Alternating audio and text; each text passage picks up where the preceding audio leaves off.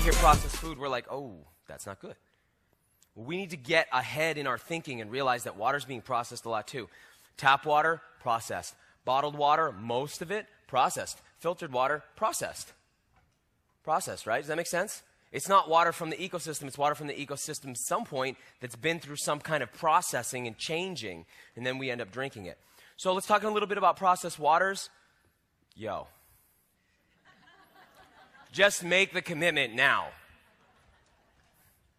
If you're not on a well, if the water coming out of your tap isn't from your well, if you don't live in one of the rare places like Mount Shasta where the whole town gets spring water right through their pipes with no treatment, if you don't live somewhere like that, just stop with the tap water. In fact, you don't even have to call it tap water. You can call it tap liquid. What's some of the problems with it? Well, we know there's a poison in it. There's no question that stuff's poisonous. We know it's poisonous. It's an antibiotic. Now, there's a reason we put it in there, and we put it in there because if we didn't, you would get water delivered to your tap that had organisms in it, and we would have food poisoning 3 times a week. Like what happens if you go down to Mexico as an American, you know, with our sensitive little gut tubes. And we go down there, we start drinking the water. You know what happens. So we put chlorine in it, that kills off the organisms. Unfortunately, that's kind of like using antibiotics on yourself. It's kind of like using hand sanitizer. You get like an immediate benefit, but you get a long-term problem. That's that we start living in sterile environments, and the stuff we're consuming is sterile. It becomes like a medical-grade water. And, you know, you wouldn't want to put yourself in a pool of chlorine. You'd burn up. But over time, what you're doing is the same if you're consuming tap water, right? Or if you're showering in it. So one of the interesting things is chlorine is toxic and dangerous. It's caustic. It burns things. But what's toxic is the byproducts of trihalomethanes, which are what happens when chlorine burns up something organic. When it kills something in the water, it produces a carcinogen. Those are chloroform, bromoform. How does that sound to you, by the way, chloroform? Just not really. Maybe I don't want to drink chloroform. Or dichlorobromethane. So these are carcinogens that are the result of chlorine doing what it's there to do. And they're volatile. That means if they get warm, they go airborne. And that means that your shower can become like a gas chamber. You get in the shower, right? So you go in, you close the door. Then you get inside the shower and you draw shut that thing. You make a little chamber. Because if you don't, it's kind of cold in there. So you make a little chamber. Then you heat up chloroform till it becomes an airborne chloroform gas. And you gas yourself in chlorine. And you absorb far more through the lungs than you would from drinking it. So the amount of chlorine that ends up in your blood from one shower is about the equivalent of if you drank 8 glasses of chlorinated water. Every morning. Every morning. And all of the organisms who live on your skin, who are your external immune system, keeping you healthy from organisms that would land on you, get treated with antibiotics every morning. Oh. What do? Well, here's where you start. Get a shower filter. Go over, is it Amika who has them right now? Go get one. So if you live in a place where you have municipal water, just no, it's a no-brainer. The amount of the investment, just get one. And you'll notice in 2-3 days, your skin and hair, you'll notice the difference. It's not perfect. It doesn't take everything out, but it makes a difference. Okay, so chlorine's in there for a reason, so we don't get sick initially. We don't know what it's going to do long term. We are the experiment generation. I know personally, as having been a lifeguard, that I would watch the swim team come in where I was sitting every day, and they would start the season with a red pair of Speedos, and they would end the season with a pink pair with holes all in it, because chlorine eats it. We don't know what it does to us long term. It's in there for a reason, and to some degree. There's better methods. That's what we're using. The bigger issue, though, whoa. Fluoride. Hey, fluoride's good for our what? Yeah, shout it out. It's a program. Is it good for our teeth? Is it a neurotoxin? Was it first discovered in Russian prison camps that it created docile, passive populations?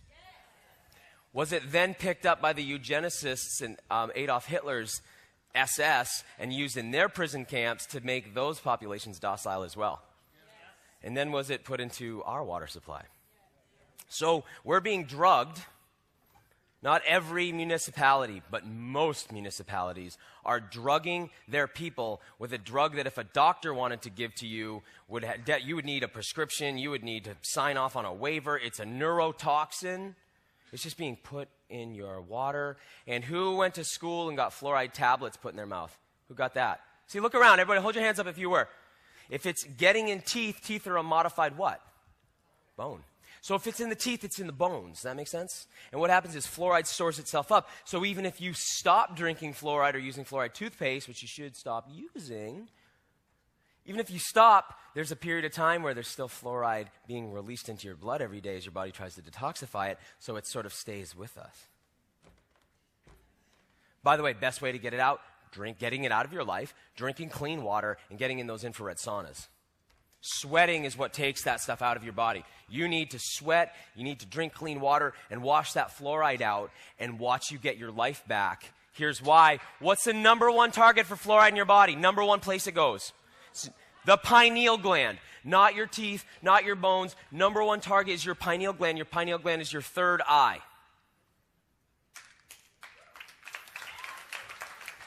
That's why it creates docility in populations. It attaches itself to calcium in the pineal gland. You know the average adult's pineal gland is completely calcified by age 18. Here's a study about it.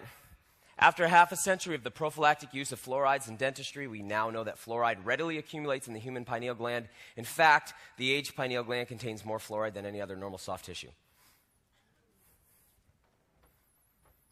You just got to get off tap water, especially if you live in a place that fluoridates. If you don't know, call up your municipality, ask if they fluoridate the water. If they do, you need to be really thoughtful about that. Here's the thing. I'm not really that big into... Here's why I'm not into filters. You know, who makes Brita? Clorox. We put it in, we take it out. We put it in, we take it out. We put it in, we take it out. We put it in, we take it out. It's so sketchy.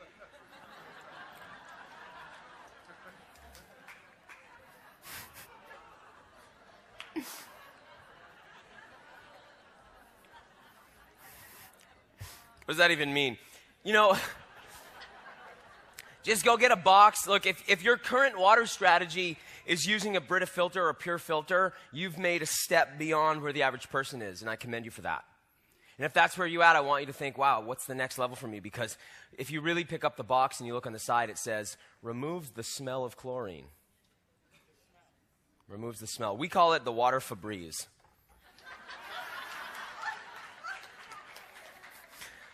It really doesn't do anything. Now, if you were, say, collecting well water and you wanted to filter out sand particles or something, that would be great. But don't delude yourself and think it's taking fluoride out. It's not taking fluoride out. It's not really even taking that much chlorine out. And it certainly isn't taking out the pharmaceuticals that are showing up, the 55 pharmaceuticals that are in the water supply here in LA. You know what I'm talking about?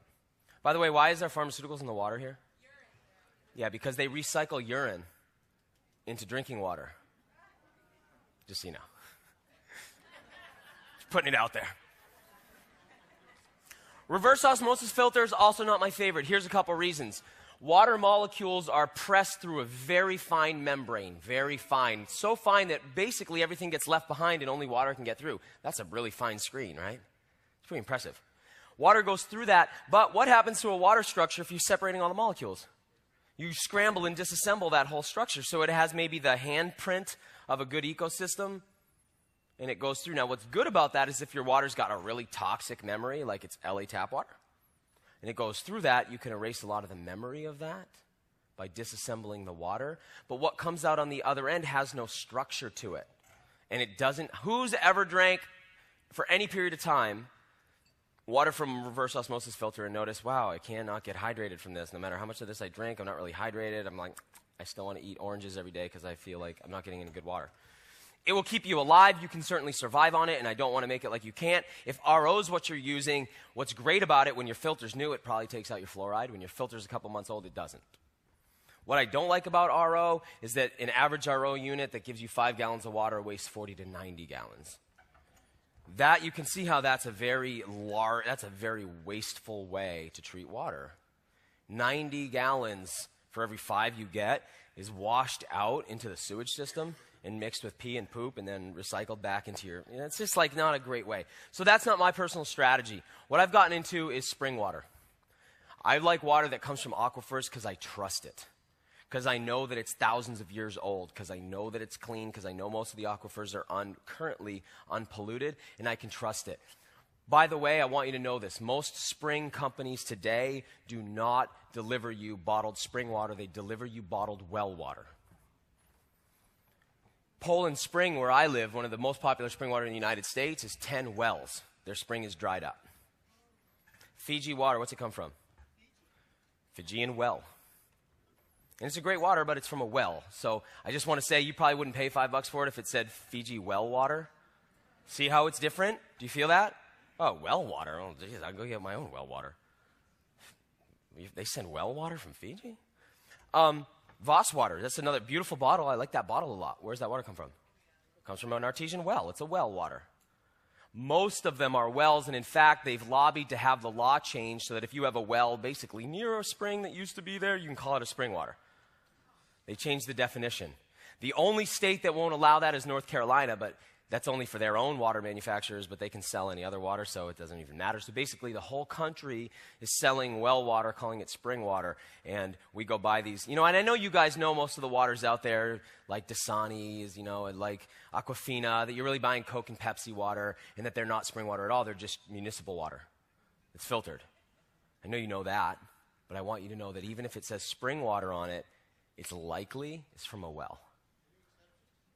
Yeah, I'm going to tell you about raw water. And there are some exceptions. Mountain Valley is an exception. That's an ancient, old source. It's a hot spring. What's that? Mountain Valley. The water that's been here in the green glass, Mountain Valley. That's another exception. Okay, here's the way they process spring water, though. Even if you do get a good spring water, I want you to know it's been processed. Here's how it's been processed. Ozone to kill off any organisms that are in it. So they pump ozone through the water. They use UV light, so they pump UV light through the water. That kills off, actually doesn't kill things. You know what UV light does to things? It damages the DNA, so the thing can't reproduce. So all the algae in the water then have damaged DNA. Make sense? Wow, cool. Now they do that for one reason. They do that to give shelf stability to the water. So when you buy even a good spring water, it's been sterilized. It's been sterilized, and that's to keep it fresh on a shelf. Now, the water, by the way, from springs has been underground for a really long time, centuries, millennia. And it's been underground since in industry, but when it comes to the surface, it brings with it the seed of life. We're going to talk about that in a second. So I want to give you guys a mission. Please, where you live or where you travel, if you remember a spring from your childhood, if someone around you knows about a spring, if you find a spring, please go to the website, hit the submit button, and add that spring on. You can name it if you want. You can put up pictures. You can put up video. If you want to put up data like what its pH is, or what its anything you want, directions, and then it's there for other people to use.